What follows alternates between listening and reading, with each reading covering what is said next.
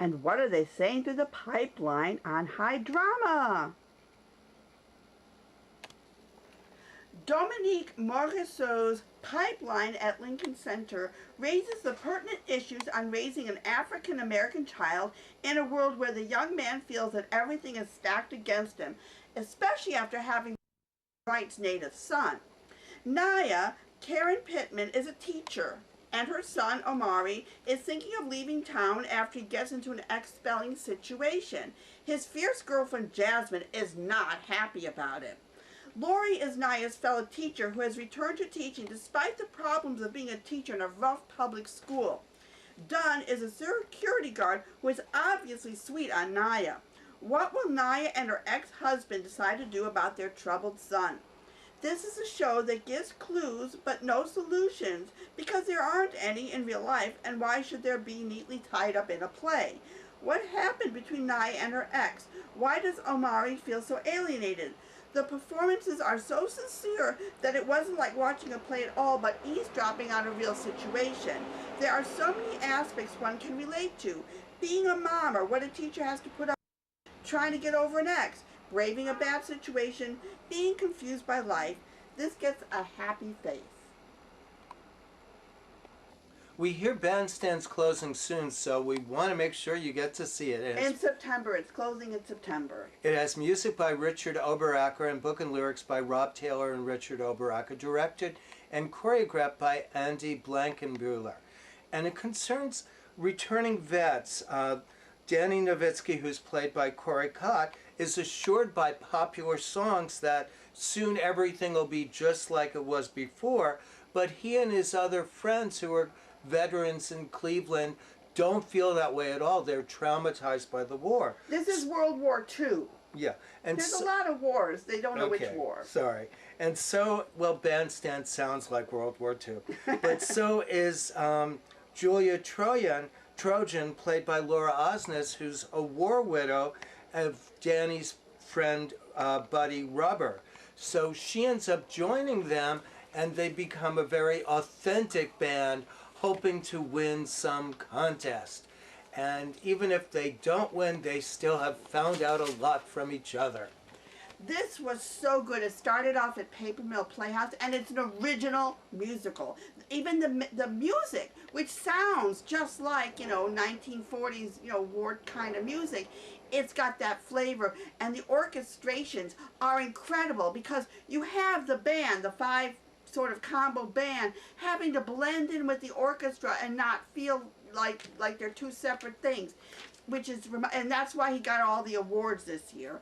And the choreography, that's what I love. Oh my God, there's this one number where you can see the baggage that they're being carried, and their dead companions. It's just the way it's staged is just brilliant. Yeah, it's great performers, great music, a really moving story, and beautifully presented. Oh, and the costumes, and Beth Level plays a mother whom we love.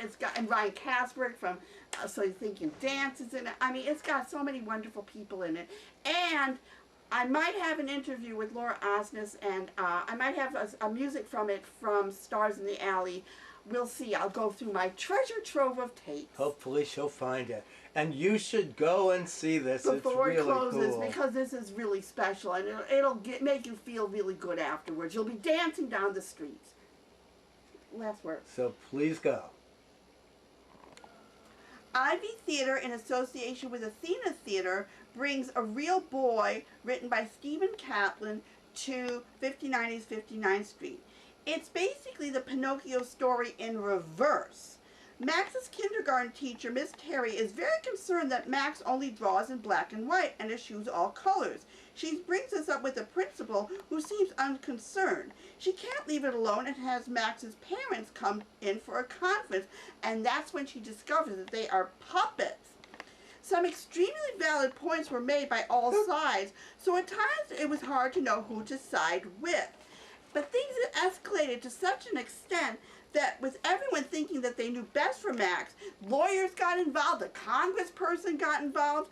There were obviously this dealt with a lot of metaphors, and some were more comprehensible than others, but this play gave me a lot to think about, and the actors were all extremely good. And my puppeteer friend who went with me, she did not like the puppets so much. She thought they were too rudimentary. But you know, the acting was very good. So I'm giving this basically a happy face minus. Currently on Broadway is an adaptation of George Orwell's post-World War II dystopian novel 1984.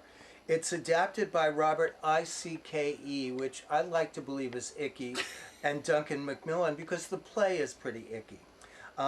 They also directed it, and it sort of makes it much more confusing. I remember the book being sort of straightforward, but there's a post-2050 framework in which a professor and his class are discussing Winston's journal, in which we find out all about Big Brother and about the double speak and all the conspiracy stuff, and you know, the Brotherhood might be trying to overthrow Big Brother, but is it really a part of Big Brother? And there's also his love interest, Julia, who's a very super sexed up girl. Played by Olivia Wilde, and Tom Sturridge is Winston, and Reed Birney is a duplicitous torturer, I guess you call him. Yeah. I don't know what the fuss is about. I don't know why they're saying people are throwing up. To me, I'm the most squeamish person around, and nothing happened. I was hoping the rat torture would be exciting, but it's not. No, it was like, maybe it's people's imaginations, like in Psycho, where you think she's being stabbed.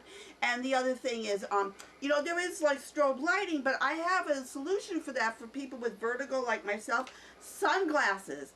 Oh my God, it works. I can go to the theater, I can see everything, I don't have to cover my eyes, put on sunglasses, and it's fine. And I thought of something interesting, because this was written in 1948, and it's dystopian, but it's also dyslexic. Well, a better solution than sunglasses is just not to see the play. But, yeah, I mean, I'm giving it a mix because I like Reed Birney and the other cast members were good, but it's really not a good production. Yeah, I mean, I don't remember I must have read it, and I know in this present day climate it seems like valid, but I don't know, I was not grabbed by it. Yeah, it doesn't deal with the issues in a way that would really connect with us, and it makes a straightforward story much more confusing. So, skip it. Speaking of dystopian society and time travel confusion and a good cast, you've got Bruce Norris's Parallelogram at Second Stage, directed by Michael Greif. This is a WTF play that will leave you just as puzzled at the end as in the beginning, but you will enjoy the antics of the actors as this is a dream cast in a nightmare play. Jay leaves his wife and kids for B, but she's distracted by her hysterectomy and a handsome lawn boy, which complicates matters. A mysterious older woman who likes to smoke and eat cookies adds another dimension to the plot. If you take away the sci-fi and dystopian elements, this could have been an interesting play about the nature of love and illness. Some valid points were lost in the confusion of its delivery. I'm the first one to admit that my eyes glaze over whenever any scientific or mathematical jargon is used. Stephen Kunkin was sympathetic considering he was the one leaving everyone. He even knew that white guys always seem to get the raw deal of being made out to be the bad guys. Celia Keenan-Bolger is such a phenomenal actress that despite being in the center of the maelstrom of incomprehensible plot points, she kept grounded enough for us to whatever strange situation the author put her into. Anita Gillette kept the show light in her myriad roles and the only one who seemed to know what was going on. She is always a joy to watch in any given position, and Juan Castano delivered felicitously as a cliché stage device with more depth to it. Kenneth Posner's bright flashing lights were used effectively to quickly change Rachel Hawk's realistic functional set, so I got out the sunglasses. So basically this is a happy face for the actor and extremely unhappy for the play. I forgot to show the picture of this phenomenal, exceptional cast. Broadway-bound Theater Festival is still going on, but the shows that Kristen and Eva's seen have closed, so try to see some other things. Kristen saw Bone on Bone, which deals with after 35 years of marriage, Jonathan and Linda find themselves having a difficult conversation about the state of their relationship. He's very happy being a top lawyer and that she's a stay-at-home wife, but she's not. And now that there's a mentor from her past, an art teacher, who enters the picture, things could change dramatically. Kristen gave it a happy face. And I saw Philip Jeffrey Bond's Small Town Confessions, which were monologues of failed dreams of the citizens. And they were poignant. It was an incredible cast. We had Sally Mae, Sharon McKnight, Alice Ripley, Daisy Egan, just to name like 4 people that everyone knows. And then I went and saw Saving Stan, which was written by Gary Morgenstein, and it had Jordan Auslander, my friend, in it. It's about this lawyer who had a stroke, and his friend visits him, and the guy had a stroke and can't talk, and yet Jordan can understand him, I guess, through ventriloquism, and there's a nurse that's involved. It's got a very strange and twist to the ending. But for Broadway Bound Festival, I'm giving a happy face. It's going on until August 20th, so see what else is going on still and catch a play there, because so far they're batting 1,000. Another theater festival going on is the 2017 New York Summerfest at Hudson Guild Theater, and go check them out to see what other plays are going on. I happened to catch Sex, Jokes, and Murder because it was written by Jenny Yasko, and I really like her, and I like to see what she comes up with. And what she came up with were 5 short, dark comedy skits which had great actors in it that had to do many roles, and some skits worked, some didn't. And my favorite was this dominatrix that wasn't very good at her job. She kept strangling her clientele, and then she had all these dead bodies, and what do you do with them? It was kind of funny. But anyway, happy face minus, but go check out the rest of the festival, that's going on.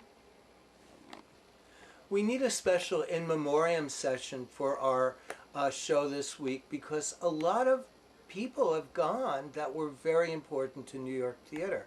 Sam Shepard, a really great writer and actor and very charismatic personality, who won a Pulitzer Prize and other off-Broadway and Broadway awards for his work, and really dealt with the West and the American imagination and about dysfunctional families, is no longer with us.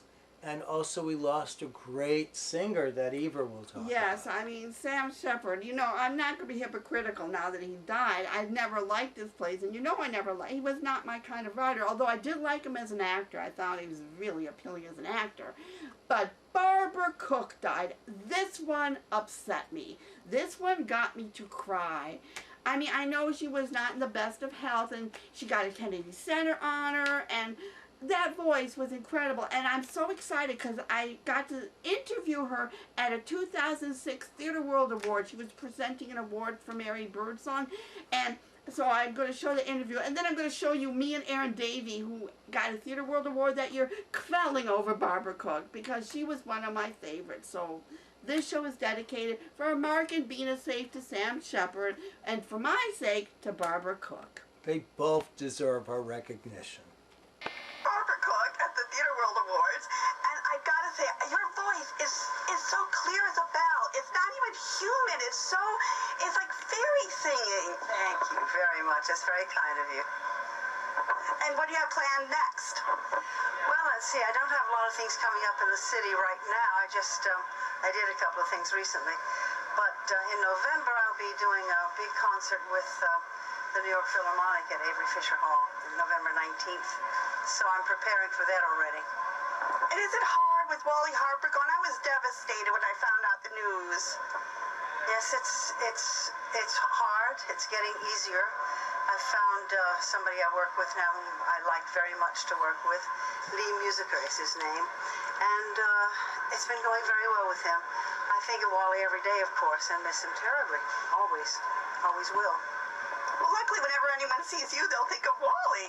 Well, perhaps some people don't know that we worked together for almost 31 years. And then he died in October of 2004. So it's amazing how immediate all of that still feels to me, all that work we did together. Does anyone ever approach you to appear in a new Broadway show? Because I would love to see you in a show. I mean, I love you in Carnegie Hall singing Sondheim, but I want to see you in a show created just for you. I have been approached, of course, but I haven't come across anything that really intrigued me enough to go through all that to put it together. Erin Davies. Theatre World Award winner. How exciting was that? It's incredibly exciting, especially considering I was temping a year ago. No. Yes, I'm seriously considering changing professions because this one really wasn't working out for me. Isn't that funny? And here I am. And I just saw Barbara Cook, so I'm doing pretty good. I just got to interview her, so you can imagine how I feel. Yeah. Okay. She's very approachable, very nice. Yes, she is. I noticed her talking to others, and she did seem very nice. I'm still going to be shy, though. And now for a couple numbers from Stars in the Alley. Corey Cott singing Donny Novitski from Bandstand. And the Great Comet is closing September 3rd. So here's Dave Malloy, the composer and arranger and creator of Great Comet, singing one of his songs.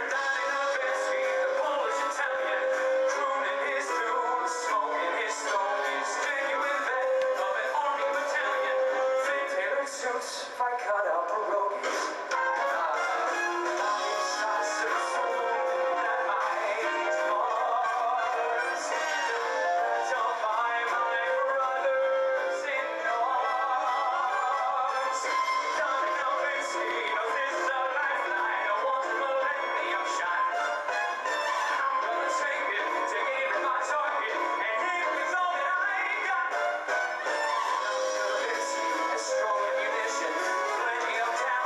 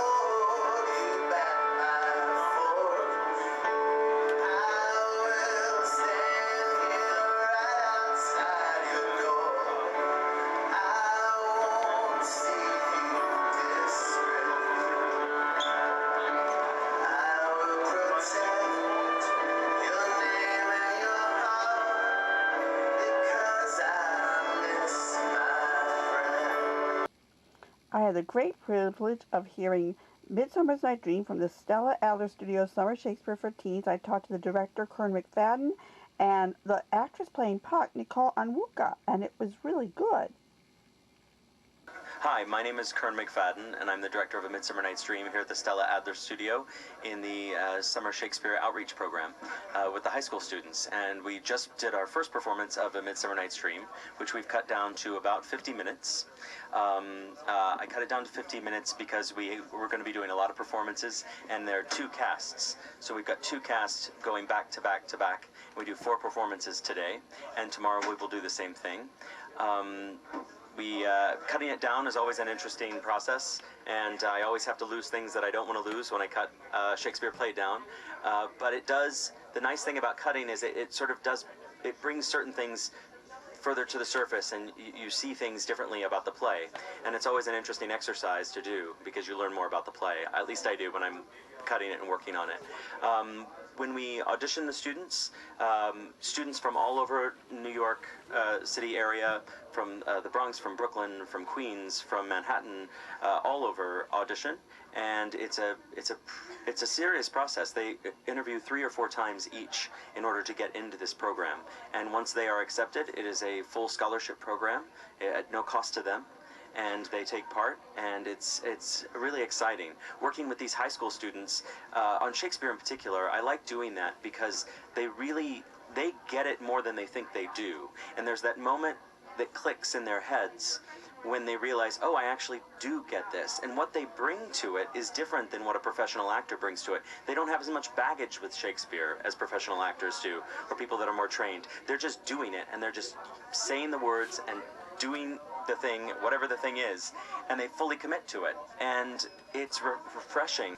Hi, my name is Nicole. I'm 17 years old, and I played Puck in A Midsummer Night's Dream. I found out about the program, Summer Shakespeare program, from my acting teacher in school, and I was looking for something to do that will improve my craft over the summer, and also something fun. And I came for the audition, and it was a week before the deadline, and I just quickly, I did the interview, and then I got a call back a few days later, and then I found myself here the whole summer for 5 weeks. It was really fun. I didn't expect to get Puck, but the part really forced me to step out of my comfort zone. I was jumping on boxes, and I had to really channel my athletic side, and working with the cast was also fun, and also just being the complete opposite of my type or what I'm used to playing was also fun as well. What are you used to playing? And more of that interview can be found on the Facebook page, where you can find the YouTube link for Stella Adler Studio's Summer Shakespeare for Teens, and Kern McFadden, the director, and Nicole Onwuka, who played Puck, and also my review of these talented kids.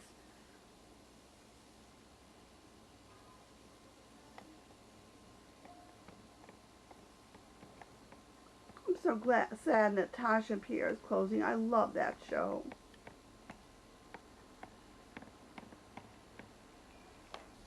And a lot of festivals going on. Broadway Bound, Summerfest, Corkscrew, Unfringed Festival, Panic. It's a Shakespeare history play. Looks very good. We'll do Curvy Widow next show with Nancy Opal.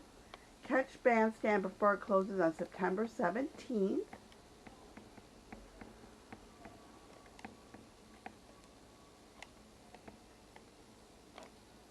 And some good theater on Broadway going on as well. And don't forget, there's always cabaret to go to. And free theater. You have the Damn Scottish play going on. And Theater for the New City is doing their checks and balances or bottoms up the street theater. So go to their website to find out. It could be in a neighborhood in a borough near you.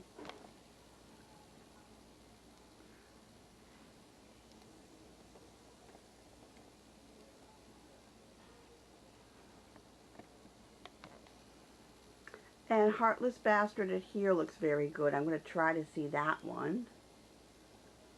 Anti-Felicity, Life and Death of Queen Margaret looks very good. And a lot of good theater that we saw that closed. It's on the Facebook page. Wonder Show. If you see Wonder Show is playing anywhere, you have to check it out. And Parody Productions. These are all the shows that they recommend. And if you get a chance, pick up your Performing Arts Insider, like I say. This is dedicated to Sam Shepard and Barbara Cook. Next show, September 2nd. And there's interviews and reviews. Everything is on the Facebook page. And we also have a YouTube as well. So go there.